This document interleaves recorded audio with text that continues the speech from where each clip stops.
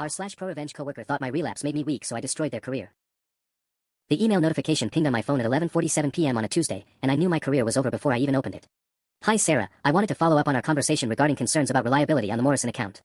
As discussed, given recent personal challenges, perhaps we should reconsider project leadership assignments moving forward. Let's chat tomorrow. Marcus. My hands trembled as I read it again. And again. Marcus Chen, my supposed friend and fellow senior marketing associate, had just thrown a grenade into my professional life with the casual tone of someone ordering coffee. 3 days earlier, I'd made the mistake of trusting him. I'd been sitting in my car in the company parking garage after our quarterly review meeting, gripping the steering wheel and trying not to fall apart completely. The Morrison Pharmaceutical account presentation had gone poorly, not disastrously, but poorly enough that I could see the disappointment in our director's eyes. The pressure had been building for weeks, and I'd cracked in the worst possible way the night before.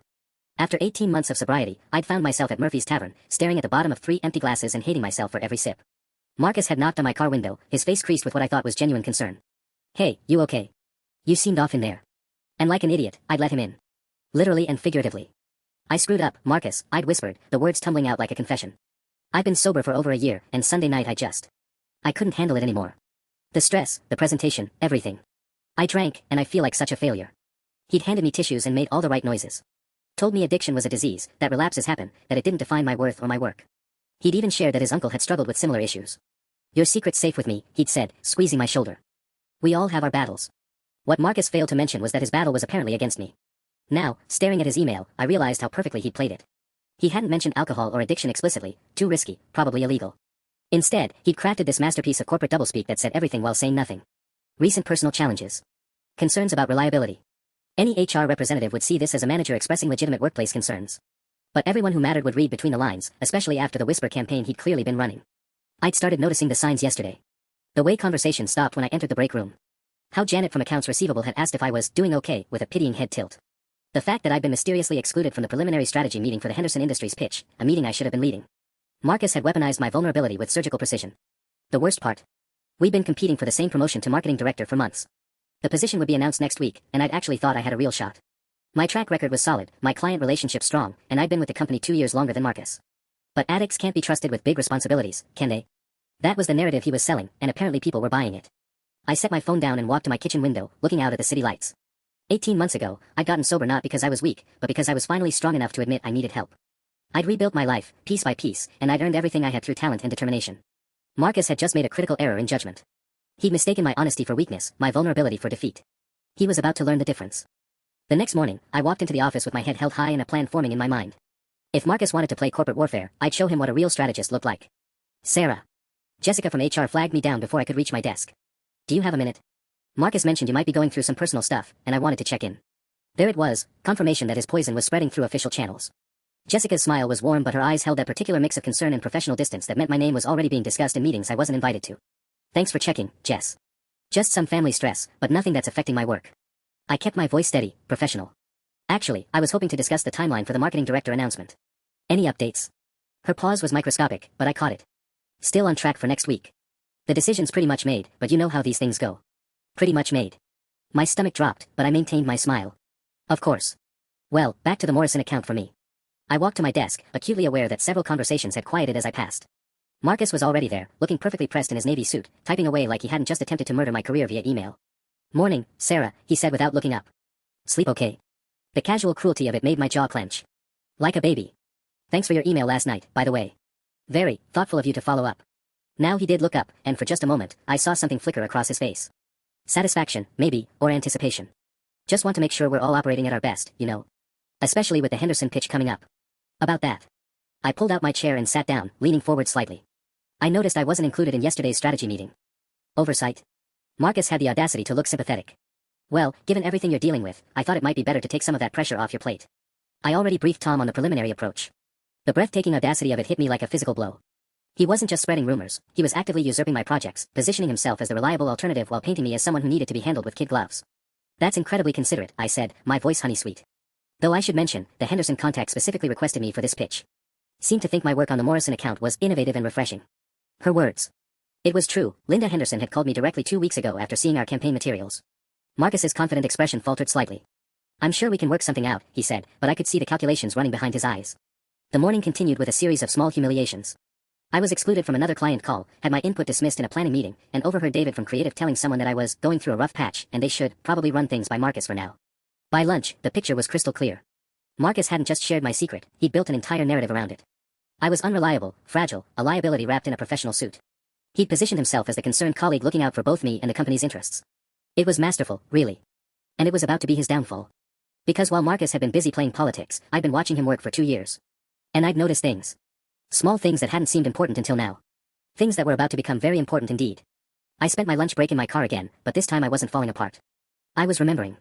Marcus had always been meticulous about his work, obsessively so. Color-coded spreadsheets, backup files for everything, detailed expense reports that he'd actually brag about during team meetings. Accuracy is everything in this business, he'd say, usually while making some subtle dig about other people's sloppy record-keeping. But I'd started noticing cracks in that perfect facade about 6 months ago. It began with little things. A client dinner expense that seemed high, $8.47 for 4 people at Morton's. When I joked about it in passing, Marcus had gotten defensive, said the client had ordered expensive wine. Fair enough. Then there was the conference in Denver where his hotel charges included spa services and room service charges that seemed excessive for a 2-day business trip. I'd filed it away as Marcus being Marcus, a little entitled, maybe padding his expenses, but nothing major. Everyone fudged receipts occasionally, right? But then I remembered the Morrison account budget discrepancy. 3 weeks ago, during our quarterly review, there'd been a $3,200 difference between what Marcus reported spending on market research and what our research vendor had invoiced us. When I'd asked about it during the team meeting, Marcus had smoothly explained it was a prepayment for additional focus group sessions that were scheduled for next quarter. At the time, I'd been impressed by his forward thinking. Now, sitting in my Honda Civic with a half-eaten sandwich, I was wondering if those focus group sessions actually existed. My phone buzzed with a text from my sponsor, David. Coffee tonight? You sounded stressed yesterday. I stared at the message, feeling that familiar twist of shame about my Sunday night relapse. David knew, of course, I'd called him Monday morning, sobbing and apologetic. But unlike Marcus, David had reminded me that recovery was a process, not a perfection contest. Can't tonight, I typed back. Working late. Rain check. What I didn't tell him was that I planned to spend my evening doing some very thorough research. The afternoon brought fresh hell. I watched Marcus smoothly insert himself into conversations with Linda Henderson's team, positioning himself as the primary liaison while suggesting I was transitioning to more strategic oversight. I sat through a project status meeting where my own initiatives were discussed as if I was already gone. Tom, our department head, kept giving me these awkward, sympathetic looks that made my skin crawl. But the final straw came at 4:30 p.m., when I overheard Marcus on a call with someone from the Henderson Industries team. Sarah's dealing with some personal issues right now, he was saying, his voice carrying that perfectly calibrated mix of concern and professionalism. Nothing that affects the quality of our work, of course, but I want to make sure she has the support she needs. I'll be taking point on the implementation phase to ensure continuity. The implementation phase. The part that would determine whether Henderson Industries became our biggest client of the year. The part that would make or break the promotion decision. I felt something cold and sharp settle in my chest. This wasn't just about undermining me anymore. Marcus was systematically dismantling my career while wearing the mask of a concerned colleague. He was stealing my clients, my projects, my reputation, all while making it seem like he was doing me a favor. When Marcus hung up, he turned and caught me staring. Oh, hey Sarah. Just wanted to make sure the Henderson team knew they'd have consistent support throughout the transition. You understand? Absolutely, I said, my voice perfectly level. Continuity is so important. Just like accuracy in expense reporting, right? Something flickered across his face, surprise, maybe. But he recovered quickly. Exactly. Attention to detail makes all the difference. It really does, I agreed, already planning my evening. Marcus had taught me something valuable about corporate warfare. The best attacks look like acts of kindness. Time to return the favor. That evening, I sat in the empty office as the cleaning crew worked around me, surrounded by printouts and laptop screens that painted a very interesting picture of Marcus Chen's meticulous record-keeping. Our company's expense system was thorough but not foolproof, especially if you knew how to work it. And Marcus definitely knew how to work it. The Morrison account research discrepancy was just the tip of the iceberg. Digging deeper into the financial records I had access to as a senior associate, I found a pattern that made my pulse quicken. Marcus had been systematically inflating expenses across multiple accounts for at least 8 months. A $200 client lunch became $350 with a carefully doctored receipt. Software subscriptions that cost $89 monthly were being billed to clients at $150. Conference expenses were padded with phantom charges that would be nearly impossible to verify without calling hotels directly. But the real masterpiece was his consulting fees. Marcus had been billing clients for external market research consultants that, as far as I could tell, didn't exist. $2,400 to Strategic Insights LLC for the Morrison campaign. $3,600 to Consumer Dynamics Group for the Patterson Industries analysis. The invoices looked professional, complete with official letterhead and detailed breakdowns of services. The problem was, when I cross-referenced these companies with state business registrations and tax databases, information that was publicly available if you knew where to look, they simply weren't there. I leaned back in my chair, mind racing. Marcus hadn't just been padding expenses. He'd created an entire network of fake consulting companies and had been funneling client money into his own pocket for months. My phone buzzed with another text, this one from Tom. Sarah, need to chat first thing tomorrow. 8 a.m. sharp. The promotion meeting. It had to be. My chest tightened as I stared at the message. 24 hours ago, I thought I had a real chance. Now, thanks to Marcus's character assassination, I was probably getting called in to be let down easy. Or worse, maybe they were going to discuss my performance issues and suggest I take some time off to get my personal life in order. I looked back at my computer screen, at the evidence of Marcus's theft spread across multiple spreadsheets. The irony was almost funny. He destroyed my reputation by suggesting I couldn't be trusted, while he'd been systematically stealing from our clients for months. But having evidence and being able to use it were two different things. I'd accessed these records through normal channels, but I'd been specifically looking for discrepancies. Any decent lawyer would argue I'd gone on a fishing expedition motivated by revenge. Marcus could spin it as a desperate attempt to deflect attention from my own problems. Worse, if I came forward now, right after he'd destroyed my credibility, it would look exactly like what it was, a counterattack. The timing would make me look vindictive and unreliable, especially given the narrative he'd already constructed about my personal challenges. I needed something more. Something that couldn't be dismissed as the desperate move of someone whose career was circling the drain. My computer pinged with an email notification. Another late-night message from Marcus, but this one wasn't addressed to me. It had been CC'd to Tom and Jessica from HR, with me added as an apparent afterthought. Following up on our conversation about project restructuring, it read, I think it's best if I take full ownership of the Henderson implementation, given the timeline pressures and need for consistent client communication. Sarah can focus on the administrative wrap-up of Morrison, which might be more manageable given her current situation. I'm happy to discuss transition details at your convenience. The casual brutality of it hit me like a slap. He was dividing up my responsibilities like I was already gone, writing me out of the biggest opportunity of my career while making it sound like he was protecting both me and the company. Current situation. As if my 18 months of sobriety and stellar work record had been erased by one moment of vulnerability. I stared at the screen until the words blurred, feeling something fundamental shift inside me. Marcus had made a crucial mistake. He thought he was dealing with someone who would collapse under pressure, someone whose moment of weakness defined their character. He was about to learn just how wrong he was. I closed my laptop and gathered the printed financial records, my hands steady for the first time in days. Marcus wanted to play games. Fine. But he'd picked the wrong opponent. The next morning, I arrived at the office 30 minutes early, dressed in my sharpest black suit, the one I'd worn to land the Morrison account. If Tom was going to deliver bad news at our 8 a.m. meeting, I'd face it looking like the professional I was, not the broken addict Marcus was painting me to be. But first, I had a stop to make. Linda Henderson was an early riser. I'd learned that during our initial client meetings when she'd mentioned her 6 a.m. gym routine. Her office was downtown, and I was betting she'd appreciate a personal check-in before the official business day started. I found her in the lobby of Henderson Industries at 7:15, coffee in hand, scrolling through emails on her phone. Sarah. Her face lit up with genuine warmth. What brings you here so early? I wanted to touch base about the implementation timeline, I said, matching her professional but friendly tone. I know there's been some discussion about project leadership changes, and I wanted to hear directly from you what would work best for your team. Linda's expression shifted, becoming more guarded. Well, your colleague Marcus mentioned you were dealing with some personal matters. We certainly don't want to add pressure if you need space to handle things. There it was, Marcus's poison, delivered in Linda's concerned tone. But I also heard something else, uncertainty. She wasn't entirely comfortable with the narrative she'd been fed. I appreciate that consideration, I said carefully. Though I have to admit, I'm not sure what personal matters he was referring to. I've had some family stress recently, my mom's been dealing with health issues, but nothing that would impact my work. In fact, I've been looking forward to the Henderson project. It's exactly the kind of innovative campaign I thrive on. Linda's eyebrows rose slightly. Oh. Marcus made it sound more significant. He suggested it might be better for continuity if he took the lead. I felt my chest tighten, but kept my voice steady. I'm sure he was trying to be helpful. Marcus is very protective of the team. But I'd hate for there to be any confusion about my capacity or commitment. This project means everything to me professionally. I see. Linda was quiet for a moment, studying my face. You know, Sarah, your initial presentation was what sold us on your company. Your insights into our target demographic were spot on, and frankly, I was hoping to continue working with you directly. That's exactly what I was hoping to hear, I said, allowing myself a small smile. I've already started preliminary work on the consumer behavior analysis. I think you're going to love what we found. We talked for another 10 minutes about campaign specifics, and I watched Linda's confidence in me rebuild with each detailed answer I provided. When we parted ways, she squeezed my arm and said, let's make sure we stay in close communication throughout this project. I like working with people who are passionate about their work. Walking back to my car, I felt something I hadn't experienced in days, hope. Marcus had overplayed his hand. He'd been so focused on undermining me that he'd forgotten clients form their own opinions about who they want to work with. But my small victory was short-lived. Tom was waiting by my desk when I arrived at the office, his expression grim. Sarah, glad you're here early. Can we talk in my office? I followed him down the hall, acutely aware of Marcus watching from his desk, his face carefully neutral. The walk felt like a funeral march. Tom closed the door behind us and gestured for me to sit. He looked uncomfortable, fidgeting with his coffee mug and avoiding direct eye contact. Look, Sarah, this is awkward, but I've been hearing some concerns about your reliability lately. Nothing specific, but there seems to be a perception that you might be going through a difficult time personally. My heart sank. Tom, I'm not sure what you've heard, but I can assure you my personal life isn't affecting my work performance. I hope that's true, he said, finally meeting my eyes. Because we've got some big decisions to make this week, and I need to know my senior associates are operating at full capacity. The promotion. He was talking about the promotion without saying it directly. I understand completely, I said. Is there something specific I can address to put your mind at ease? Tom was quiet for a long moment, and I could see him wrestling with something. The thing is, Sarah, Marcus has been picking up a lot of slack lately. Taking on extra responsibilities, managing client communications that maybe should have gone through you. He says he's just trying to help, but... He trailed off, leaving the implication hanging in the air. But what? But it makes you look unreliable. But it suggests you can't handle your workload. I wasn't aware my responsibilities were being redistributed, I said carefully. Perhaps we should discuss the proper chain of communication to avoid any confusion. Yeah, Tom said, but he sounded unconvinced. Look, just, whatever's going on in your personal life, handle it, okay? I can't have question marks hanging over my team leaders. Team leaders. Not senior associates. The promotion was still in play, but barely. I walked out of Tom's office feeling like I'd been hollowed out with a spoon. Marcus had succeeded brilliantly. He'd created doubt without making specific accusations, positioned himself as indispensable while making me look fragile. But as I sat down at my desk, I noticed something that made my pulse quicken. Marcus's computer was still logged in, his email open on the screen.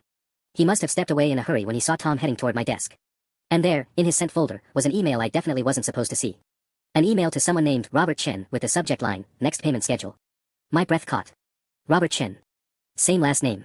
Family member, maybe. I glanced around quickly. Marcus was nowhere in sight, probably in the bathroom or break room. Heart pounding, I leaned closer to read the preview text visible on his screen. Invoice for Consumer Dynamics Group consultation attached. Please process payment to the usual account within 48 hours. Next project should be ready by month end. Thanks, Rob. Consumer Dynamics Group. The fake consulting company I'd identified in Marcus's fraudulent billing scheme. My hands trembled as the implications hit me. Marcus hadn't just been stealing money, he'd been working with someone else. Possibly a relative. This wasn't opportunistic expense padding, it was organized fraud. And I'd just found the smoking gun. I stared at Marcus's screen, my heart hammering so hard I was sure everyone in the office could hear it. The email was right there, concrete proof that his fraud wasn't just systematic, it was collaborative. But I had maybe 30 seconds before he returned, and taking a photo would be crossing a line I couldn't uncross. Instead, I quickly memorized what I could see, Robert Chen's email address, the mention of usual account, and the phrase, next project ready by month end. Then I sat back in my chair just as footsteps echoed down the hallway. Marcus appeared around the corner carrying a fresh coffee, his expression shifting to mild surprise when he saw me at my desk. Early bird today, he said, settling into his chair and casually closing his laptop. How'd the meeting with Tom go? The casual way he asked made my skin crawl. He knew exactly how it had gone because he'd orchestrated every second of it. Fine, I said, forcing neutrality into my voice. Just routine check-ins. Good, good. He took a sip of coffee, studying me over the rim. You know, Sarah, I hope you don't think I've been overstepping lately. I'm just trying to help manage the workload while you get back on your feet. The audacity was breathtaking. He was actually fishing to see if I suspected anything, wrapping his manipulation in fake concern. I appreciate the thought, I said, though I should mention I had a great conversation with Linda Henderson this morning. She specifically wants to maintain our direct working relationship for the implementation phase. Marcus's coffee mug paused halfway to his lips, just for a microsecond, but I caught it. Oh. That's interesting. I got the impression from our call yesterday that she was comfortable with the transition. Maybe there was a miscommunication, I said sweetly. You know how these things go. The next few hours crawled by in a haze of forced normalcy. I attended meetings, responded to emails, and worked on campaign materials while my mind raced through possibilities. The Robert Chen email was the breakthrough I needed, but I couldn't exactly explain how I'd seen it without admitting I'd snooped on his computer. Worse, I kept catching Marcus watching me with an expression I couldn't quite read. It was like he sensed something had shifted but couldn't pinpoint what. At lunch, I drove to a coffee shop 3 blocks away and called my friend Jennifer, who worked in corporate investigations for an insurance company. Jen, hypothetically speaking, I said, trying to keep my voice casual, if someone was running fake consulting companies to embezzle client funds, what would be the best way to expose that? There was a pause. Sarah, please tell me this is actually hypothetical. It is, I lied. I'm working on a campaign for a financial services client, and we need the storyline to be realistic. Jen sighed. Well, hypothetically, you'd need documented evidence, fake invoices, payment records, proof the companies don't exist. But the key would be establishing a pattern and showing intent to defraud. 1 or 2 questionable expenses could be mistakes. A systematic scheme with fake companies? That's federal wire fraud territory. And hypothetically, what if the person doing this had access to client accounts and was billing the fake consulting fees directly to those accounts? Then your hypothetical criminal is looking at serious prison time, Jen said grimly. We're talking multiple felonies. But Sarah, if this isn't actually hypothetical. It is, I interrupted. Thanks, Jen. This is really helpful for the campaign. I hung up feeling dizzy. Marcus wasn't just padding expenses or skimming petty cash. If I was right about the scope of his fraud, he committed crimes that could destroy his life completely. The question was, did I have it in me to pull that trigger? When I returned to the office, there was a new email waiting from Tom. The subject line made my stomach drop, promotion decision, confidential. I opened it with shaking hands. Sarah, after careful consideration, we've decided to offer the marketing director position to Marcus. I know this is disappointing, but given recent concerns about consistency and leadership capacity, we felt he was the stronger candidate at this time. We value your contributions and hope you'll continue to grow with the company in your current role. I read it twice, then a third time, each pass making the words sting worse. Recent concerns about consistency and leadership capacity. Marcus had one. He'd destroyed my reputation, stolen my promotion, and now he'd be in a position to do whatever he wanted. I glanced over at his desk, where he was typing something with a small smile playing at his lips. He hadn't seen the email yet, but somehow he looked like he already knew. That's when I noticed his phone, face up on his desk, displaying what looked like a banking app. Even from my angle, I could see a recent deposit notification for $2,400, exactly the amount he'd billed Morrison Industries for that fake Strategic Insights LLC consultation. Marcus looked up suddenly, catching me staring. For a moment, neither of us moved. Then his smile widened, and I realized with cold certainty that he knew I suspected something. The game had just changed completely. Marcus received Tom's email about the promotion at 2:47 p.m. I watched him read it, watched the satisfaction spread across his face like spilled wine, watched him lean back in his chair with the smug contentment of someone who just won a war. Then he did something that made my blood freeze. He looked directly at me and winked. Not a friendly wink. Not even a gloating one. This was something else entirely, a wink that said I know that you know, and there's absolutely nothing you can do about it. My phone buzzed. A text from Marcus. Congrats on a hard-fought campaign. No hard feelings, right? Smiling face with smiling eyes. I stared at the message, my hands trembling with rage. The emoji felt like a slap across the face. He wasn't just celebrating his victory, he was taunting me with it. But before I could process the full implications, Tom's voice boomed across the office. Marcus. My office. Let's make this official. I watched Marcus straighten his tie and stride confidently toward Tom's office, pausing just long enough to squeeze my shoulder as he passed. Wish me luck, he said loud enough for others to hear, his voice dripping with false modesty. The next 20 minutes felt like being slowly strangled. I could hear muffled celebration through Tom's office door, could see other colleagues whispering and glancing in my direction with those awful pitying looks I was becoming far too familiar with. When Marcus finally emerged, he was practically glowing. Team meeting in the conference room, Tom announced. 5 minutes. I followed the others into the glass-walled conference room, feeling like I was walking to my own execution. Tom waited until we were all seated before clearing his throat. I'm pleased to announce that Marcus Chin will be taking over as marketing director, effective immediately. I know you'll all give him the same support and dedication you've shown me. Polite applause filled the room. I forced myself to clap along, each movement feeling mechanical and hollow. Marcus, want to say a few words? Tom gestured toward his newly promoted protege. Marcus stood, and I noticed he'd already changed into a different shirt, crisp white instead of the pale blue he'd worn all morning. When had he even had time to do that? Thank you, Tom. I'm honored by your confidence in me. His voice carried a new authority, and I watched our colleagues subtly shift their posture, already adjusting to the new power dynamic. I want to assure everyone that my door is always open. We're a team, and I believe in supporting each other through both professional challenges and personal difficulties. His eyes found mine on the words personal difficulties, and that same cold smile flickered across his lips. In fact, he continued, I think this promotion will allow me to better mentor our senior associates who might be struggling with work-life balance issues. The words hit like physical blows. He was already positioning himself as my supervisor, my helper, the magnanimous leader who'd guide me through my obvious inadequacies. I'm particularly excited about the Henderson Industries implementation, Marcus went on. It's exactly the kind of high-stakes project that requires steady leadership and consistent client communication. My project. He was talking about my project like it had always been his. Tom nodded approvingly. Actually, that brings up a good point. Marcus, why don't you and Sarah sync up after this meeting to discuss the transition of responsibilities? Absolutely, Marcus said. I'm sure Sarah will appreciate having some of that pressure lifted. The meeting dissolved into congratulations and small talk, but I couldn't hear any of it over the roaring in my ears. I sat frozen in my chair until the room emptied, leaving just Marcus and me. He closed the conference room door. Well, he said, settling into the chair across from me. That went better than expected. I found my voice. Congratulations. Thank you. You know, Sarah, I hope we can put all this behind us. I'd hate for things to be awkward between us, especially now that we'll be working so closely together. The threat was subtle but unmistakable. He was my boss now. He could make my life hell in a dozen different ways, all perfectly legal and professionally justified. Of course, I managed. I'm sure we'll work very well together. Marcus leaned forward, his expression shifting to something that might have looked like concern to an outside observer. I do think it might be good for you to take some time off. Maybe talk to someone about the stress you've been under. I'd be happy to handle your client responsibilities while you focus on getting healthy. There it was. He wasn't just content with winning, he wanted me gone entirely. That's very thoughtful, I said, but I'm feeling much better. Actually, I'm looking forward to diving back into work. Especially the Henderson project. Something flickered across Marcus's face. About that. I think it might be best if I take the lead on Henderson going forward. Fresh perspective, you understand. Linda Henderson specifically requested to work with me. Well, Marcus said, his smile turning razor-sharp, Linda Henderson works with our company, not individual employees. She'll adapt. The casual dismissal of my client relationships, my professional value, my entire career, it was breathtaking in its cruelty. I see, I said quietly. I'm glad you understand. Marcus stood, straightening his jacket. Oh, and Sarah? I'd be careful about making any accusations about colleagues. Especially now. People in your position can't afford to seem vindictive or unstable. He left me sitting alone in the conference room, the glass walls making me feel like a specimen in a jar.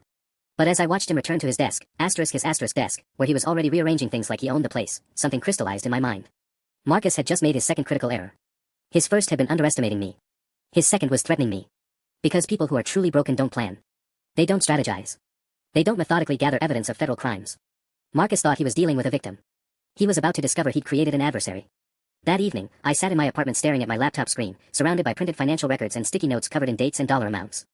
The evidence of Marcus's fraud was damning, but I kept coming back to the same problem, timing.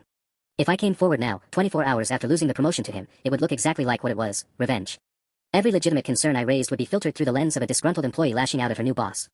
Worse, Marcus had positioned himself perfectly. As marketing director, he'd have access to even more accounts, more opportunities to cover his tracks. He could restructure reporting procedures, change vendor relationships, even reassign the very clients he'd been stealing from. My phone rang, interrupting my spiral. Jennifer's name appeared on the screen. Hey Jen. Sarah, I've been thinking about your hypothetical situation all afternoon. Her voice was serious. If this is real, you need to be extremely careful about how you handle it. I closed my eyes. What do you mean? Corporate fraud investigations are tricky. If you tip your hand too early, the perpetrator can destroy evidence, create false documentation, even flip the script and make you look like the guilty party. I've seen it happen. My stomach clenched. So what would you recommend? Hypothetically, you'd need an airtight case before making any accusations. Multiple forms of evidence, preferably including communications that prove intent. And you'd need to approach the right people, someone with the authority to act quickly before evidence can be destroyed. After hanging up, I paced my apartment until nearly midnight, wrestling with an impossible equation. Wait too long, and Marcus would consolidate his power while potentially stealing even more. Move too fast, and I'd destroy my own credibility. The next morning brought a fresh nightmare. I arrived at the office to find a facilities crew rearranging the entire department. Marcus stood in the center of it all, clipboard in hand, directing the chaos with obvious pleasure. "Morning, Sarah," he called out cheerfully. "Just making some efficiency improvements. You'll love your new workspace." My new workspace turned out to be a smaller desk in a corner, positioned where I'd have a clear view of Marcus's office but be hidden from most client traffic. The symbolism wasn't subtle. "Very cozy," I managed. "I thought you'd appreciate something quieter," Marcus said. "Less stressful, you know." As I moved my belongings to the new desk, I discovered something interesting in the chaos. The facilities crew had disconnected everyone's computers temporarily, including Marcus's. In the confusion of cables and equipment, I spotted his external hard drive sitting unattended on a supply cart. My heart raced. If Marcus was smart, and he was, he'd keep backup files of his fraudulent documentation. Insurance, in case he ever needed to prove the fake consulting work had been legitimate. The hard drive sat there for maybe 3 minutes before Marcus noticed and grabbed it. But those 3 minutes gave me an idea. That afternoon, Marcus called me into his office for what he termed a transition meeting. His new space was impressive, corner location, windows on 2 sides, a mahogany desk that screamed authority. "I wanted to discuss your role going forward," he said, settling behind the desk like a king on his throne. "I'm creating a new position for you, Senior Account Coordinator. You'd handle the administrative aspects of our major campaigns while I focus on strategy and client relations." A demotion wrapped in corporate doublespeak. Senior Account Coordinator was barely above entry level. "That sounds like quite a change," I said carefully. "Change can be good. Less pressure, more predictable hours. Better for someone in your situation." "My situation." He couldn't resist twisting the knife. "I appreciate the consideration," I said. "Though I should mention, I had coffee with Linda Henderson this morning. She seemed surprised to hear about the account transition." Marcus's smile tightened almost imperceptibly.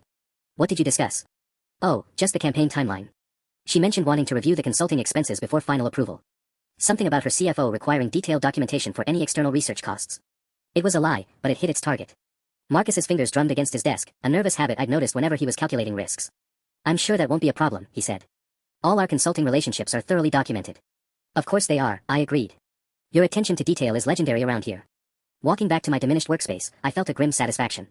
Marcus was worried about the Henderson account, worried about someone scrutinizing his fake consulting charges. Which meant he'd have to do something about those charges soon. And when he did, I'd be watching.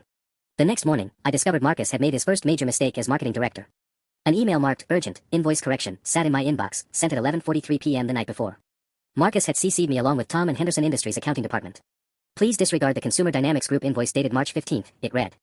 "Due to project scope changes, this consultation is no longer required. Revised billing to follow. Apologies for any confusion."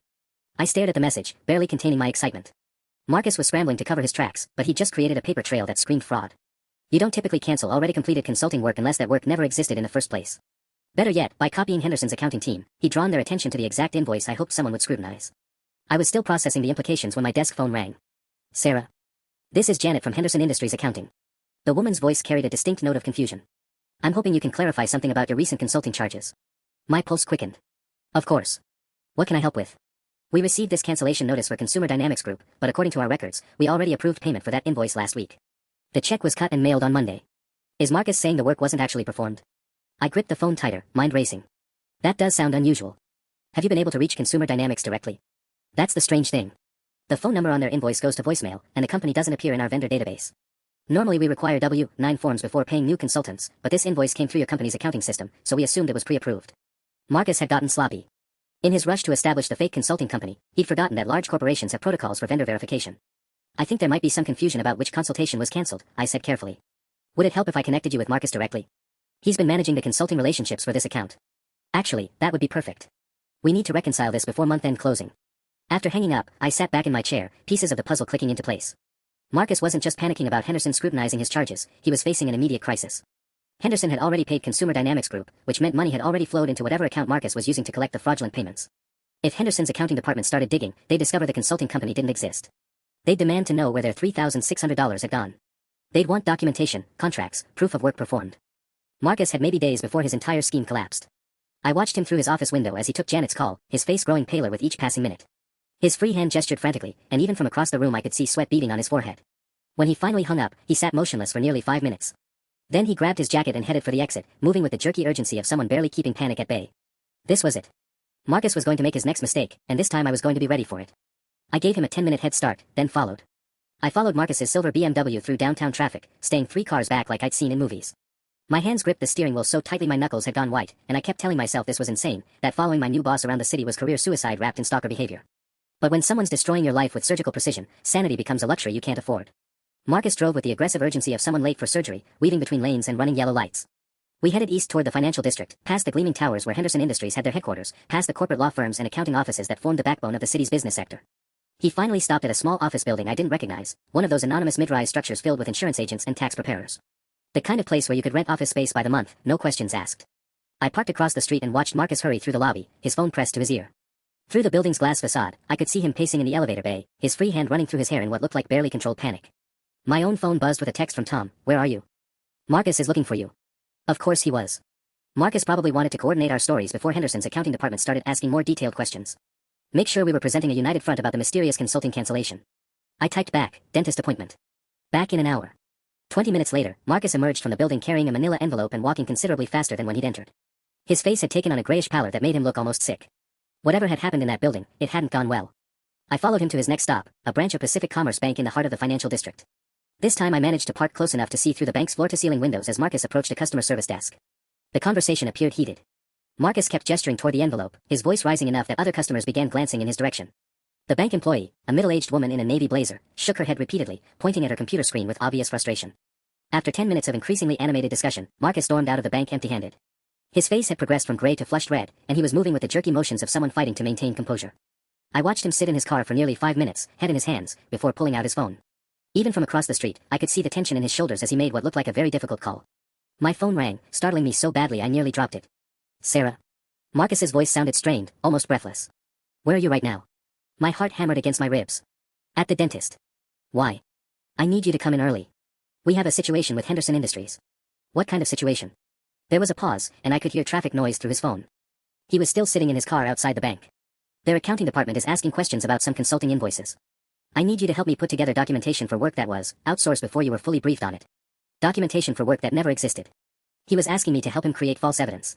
Of course, I said, making my voice sound concerned and helpful. How serious is it? Serious enough that we could lose the entire account if we don't handle this properly. His voice cracked slightly on the last word. Sarah, I need to know I can count on your support here. As part of the team.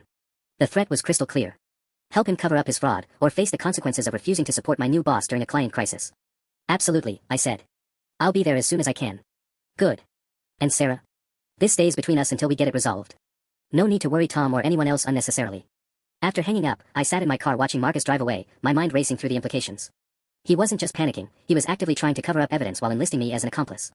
But in his desperation, Marcus had just handed me something invaluable, proof that he knew the consulting charges were fraudulent. Our recorded phone conversation, because I'd had the presence of mind to hit record when I saw his name on my screen, would be devastating evidence of his consciousness of guilt. Marcus thought he was cornering me into helping with his cover-up. Instead, he'd just given me everything I needed to destroy him. I spent the drive back to the office crafting my next move, adrenaline coursing through my veins like electricity. Marcus had just confessed on a recorded call that he needed to fabricate documentation for non-existent consulting work. Combined with everything else I'd gathered, it was enough to bury him. But when I walked into our department, the scene waiting for me made my blood freeze. Marcus stood beside my desk with Tom and 2 people I didn't recognize, a woman in an expensive charcoal suit and a man carrying a leather portfolio that screamed federal authority. Sarah, Tom's voice was carefully neutral. These are investigators from Henderson Industries' Fraud Prevention Unit. They have some questions about recent consulting charges. The woman stepped forward, extending her hand with the practiced efficiency of someone accustomed to delivering bad news. Ms. Williams, I'm Carol Chen from Henderson's Internal Audit Department. We're reviewing some irregularities in billing practices. Chen. The same last name as Marcus and the mysterious Robert from his emails. My mind raced. Was this a coincidence, or had Marcus somehow orchestrated this entire scenario? Of course, I managed, shaking her hand while my pulse hammered against my temples. Happy to help however I can. Marcus positioned himself slightly behind the investigators, and when our eyes met, his expression carried a message I couldn't quite decode. Warning. Threat. Or something else entirely. We're particularly interested in consulting payments to Strategic Insights LLC and Consumer Dynamics Group, Carol continued, consulting a tablet. Can you walk us through the scope of work these companies performed? The question hung in the air like a blade. I glanced at Marcus, whose face had gone carefully blank, then back at the investigators. I'd need to review the project files to give you accurate details, I said slowly. Those consultations were arranged before my full involvement in the account management. I see. Carol's pen moved across her notepad.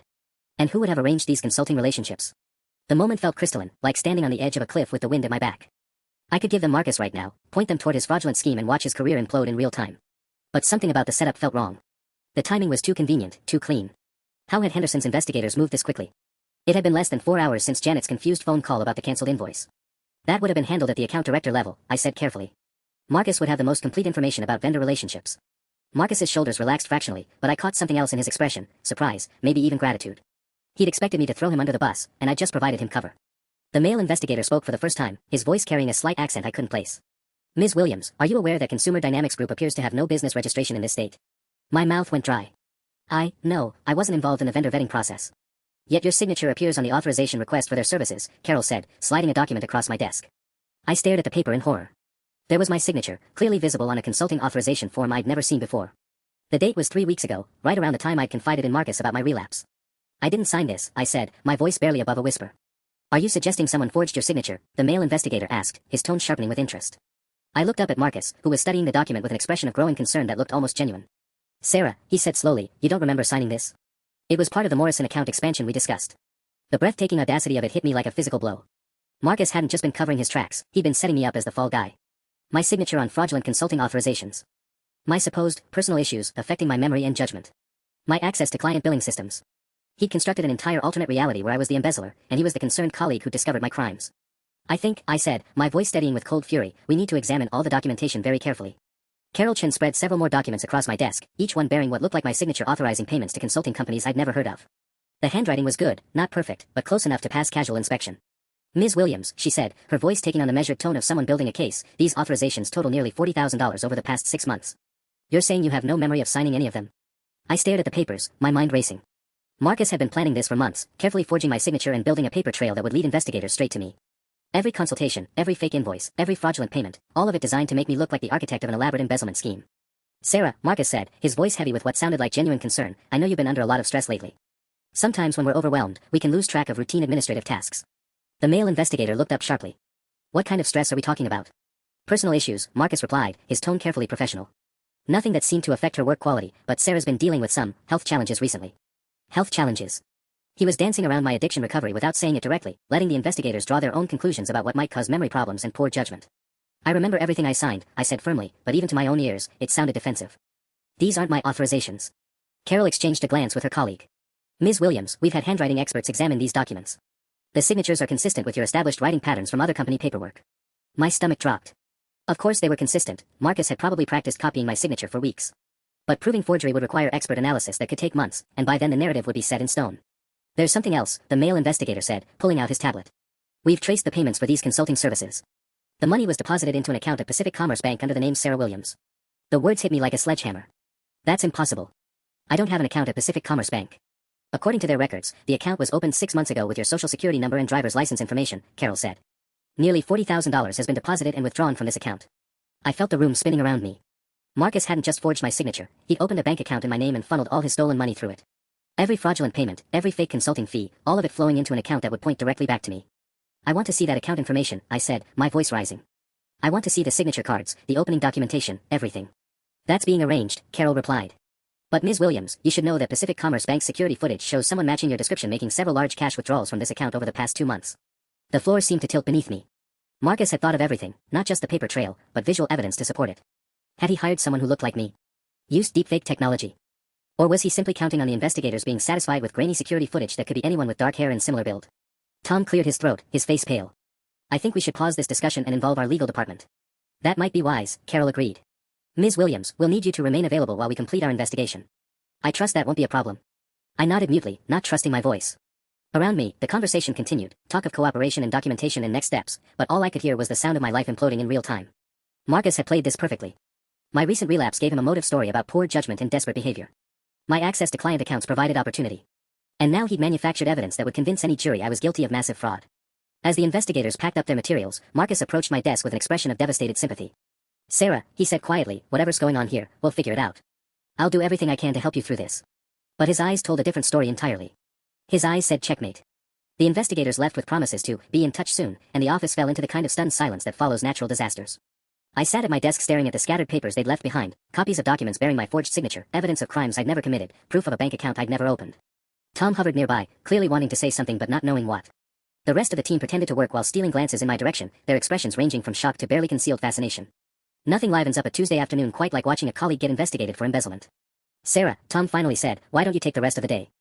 We can sort this out tomorrow when everyone's had time to process.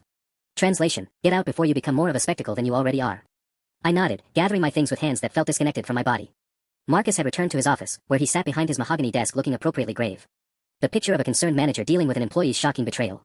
As I reached the elevators, I heard footsteps behind me. Sarah, wait. I turned to find Jessica from HR, her face creased with the kind of professional sympathy they probably taught in management training. I know this is overwhelming, she said, glancing around to make sure we weren't overheard. But I want you to know that you have options. The company has resources, counseling services, legal assistance programs. If you're dealing with issues that might have influenced your judgment, there are ways to get help. Issues. Another careful euphemism for the addiction struggles Marcus had weaponized against me. Jessica, I said, keeping my voice steady, I didn't do this. Her expression shifted to that particular blend of concern and skepticism that meant she'd already made up her mind. I understand this is difficult to accept, she said gently. But the investigators seemed very thorough. Sometimes when we're struggling, we can make choices that don't feel like ourselves. I stepped into the elevator, watching her pitying face disappear as the doors closed. The entire company had already convicted me. Marcus's narrative was so elegant, so perfectly constructed, that my protestations of innocence only made me look more delusional. But as I drove home through rush-hour traffic, something nagged at me. The investigator's visit had been too smooth, too choreographed. Carol Chen's questions were too pointed, her evidence too perfectly organized. Real investigations took weeks to develop this kind of comprehensive case. And then there was her name. Chen. The same surname as Marcus and the mysterious Robert from his emails. I pulled over at a coffee shop and opened my laptop, connecting to their free Wi-Fi with shaking fingers. A quick search for Carol Chen Henderson Industries yielded nothing. No LinkedIn profile, no company directory listing, no professional associations. I tried Henderson Industries Fraud Prevention and found their actual internal audit team. The department head was someone named David Rodriguez. No Carol Chen anywhere in their organizational chart. My pulse quickened as I dug deeper. The Henderson Industries website showed their headquarters address as 1247 Commerce Plaza. But the business cards Carol had left listed their office as 1274 Commerce Plaza, a single-digit difference that could easily be a typo, or could be something else entirely. I called the main Henderson Industries number, asking to be connected to Carol Chen in fraud prevention. I'm sorry, the receptionist said after a pause, we don't have anyone by that name in our audit department. Would you like me to connect you with David Rodriguez? What about external investigators? Do you contract with outside fraud prevention firms? Not that I'm aware of, but let me transfer you to someone who would know for certain. 3 transfers later, I had confirmation, Henderson Industries hadn't hired external investigators. They had no one named Carol Chen working on our account. And they'd never heard of the irregularities in billing that had supposedly triggered this investigation. I sat in my car staring at my phone, pieces clicking together with terrifying clarity. Marcus had staged the entire investigation. The fraud prevention team were actors, probably including his accomplice Robert Chen playing the role of Carol. The documents, the bank account evidence, even the security footage claims, all of it carefully orchestrated theater designed to frame me for his crimes. But if Marcus was willing to go this far, to hire fake investigators and forge federal documents, then I wasn't just dealing with embezzlement anymore. I was up against someone who'd moved into identity theft, fraud, and conspiracy territory. Someone who was far more dangerous than I'd imagined. My phone buzzed with a text from an unknown number, stop digging or things get worse. Some games you can't win. I looked around the coffee shop parking lot, suddenly hyper-aware of every person, every car, every shadow. Marcus wasn't just framing me, he was watching me. And he wanted me to know it. The threatening text made my hands shake so violently I nearly dropped my phone. I screenshot the message before it could disappear, then immediately called the number back. It went straight to a generic voicemail, no name, just the automated voice asking me to leave a message. Marcus wasn't just framing me anymore. He was actively intimidating me, and the casual nature of the threat suggested he felt completely untouchable. I drove home in a paranoid haze, checking my mirrors constantly and taking 3 unnecessary turns to make sure I wasn't being followed.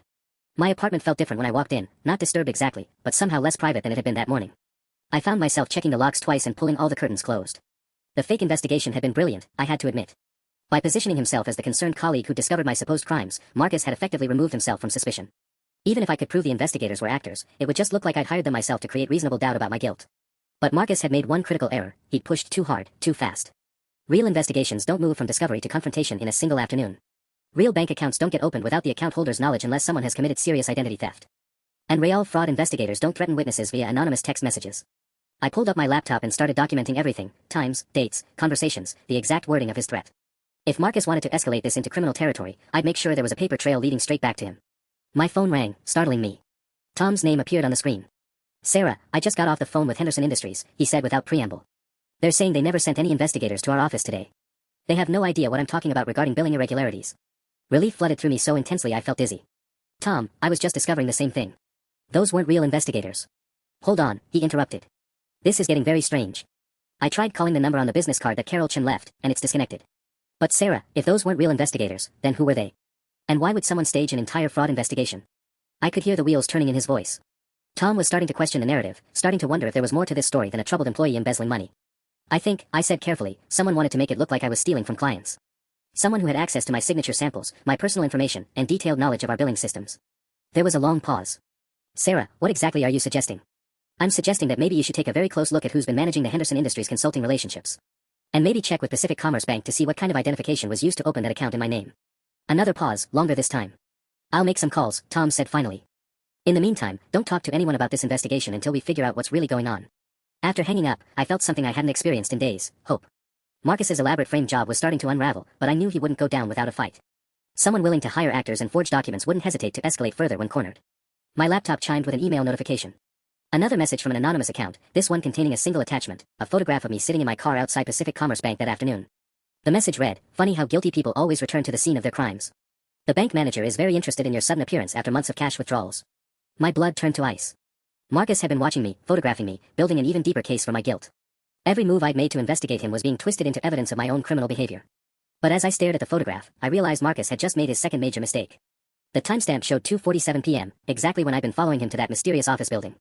Which meant Marcus couldn't have been in two places at once. The timestamp on Marcus's photograph was his downfall. While he claimed to be watching me at Pacific Commerce Bank at 2:47 p.m., I had video evidence of him entering that anonymous office building at the exact same time. I spent that night putting together a comprehensive file, Marcus's forged consulting companies, his fake investigators, the threatening messages, and most importantly, the impossible timeline that proved he couldn't have been surveilling me when he claimed. By dawn, I had everything documented and ready. At 8 a.m., I walked into Tom's office with my evidence and a recording of Marcus's panicked phone call about fabricating documentation. Tom listened in stunned silence, his expression shifting from skepticism to horror as the scope of Marcus's scheme became clear. Jesus, Sarah. He's been planning this for months. The fake investigation was his endgame, I said. Frame me for his crimes, then swoop in as the hero who discovered the theft. He'd be untouchable as the whistleblower. Tom was already reaching for his phone. I'm calling our actual legal department. And the real police. Within an hour, our conference room filled with legitimate investigators, real ones this time, with badges and search warrants. Marcus maintained his innocence right up until they showed him the bank records proving Robert Chen was his brother, and that both fake consulting companies were registered to addresses linked to Marcus's family. The security footage from Pacific Commerce Bank was the final nail.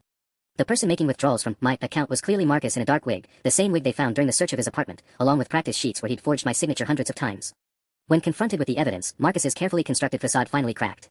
"You don't understand the pressure I was under," he said, his voice breaking as they led him away in handcuffs. "The promotion, the expectations, the debt from my divorce. Sarah was weak, everyone could see it. She would have cracked eventually anyway. But I wasn't weak. I'd been through hell and chosen recovery. I'd rebuilt my life from nothing and earned everything through my own merit." Marcus had mistaken my honesty about struggle for fragility, my vulnerability for defeat. The irony wasn't lost on me, he'd committed federal crimes because he thought I was too broken to fight back. 2 weeks later, Tom offered me the marketing director position, the role Marcus had stolen through manipulation and fraud. I accepted, but not before negotiating for comprehensive addiction recovery support as part of our company's benefits package. If my experience had taught me anything, it was that recovery should be supported, not weaponized. Linda Henderson personally called to apologize for the billing confusion and to confirm that our company, and specifically I, would be handling their expanded account. Apparently, authentic relationship building beats elaborate schemes every time. Marcus pled guilty to wire fraud, identity theft, and conspiracy charges. His brother Robert was arrested as an accomplice.